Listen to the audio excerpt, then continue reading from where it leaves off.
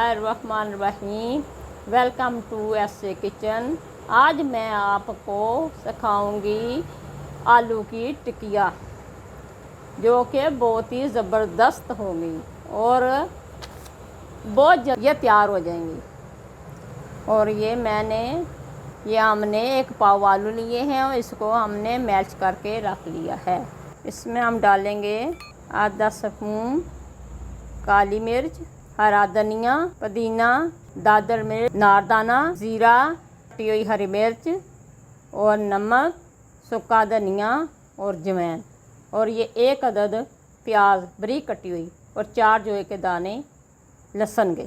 अब इसमें हम डालेंगे काली मिर्च, दादर मिर्च, आधा स्पून काली मिर्च और आधा स्पून ज़ीरा, नारदाना और इसमें हरी कटी हुई मिर्च और आधा स्पून नमक और यह कूटा हुआ हरा धनिया और जवैन। और इसमें हम करेंगे हरा धनिया और पुदीना और इसमें यह कटी हुई प्याज। अब हम इसको करेंगे मिक्स अच्छे से तरीके से। अब हमने इसको अच्छे से तरीके से मैश करना है। इसमें सारा मसाला अच्छे तरीके से मैश हो जाए। अब हमारा जो पेस्ट है ये अच्छे तरीके से मैश हो चुका है, तरीके से तैयार हो गया। हमारा जो ये मसाला अच्छे तरीके से तैयार हो गया। अब हम इसकी बनाएंगे टिक्कियाँ। अब हमारा पेस्ट अच्छे तरीके से तैयार हो गया।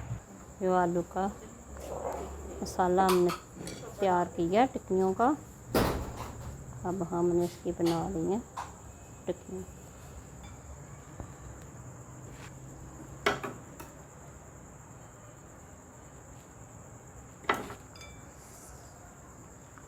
अब हम इस बनाएंगे दूसरी टिक्कियाँ। अब हमारी ये टिक्कियाँ तैयार हो गई हैं।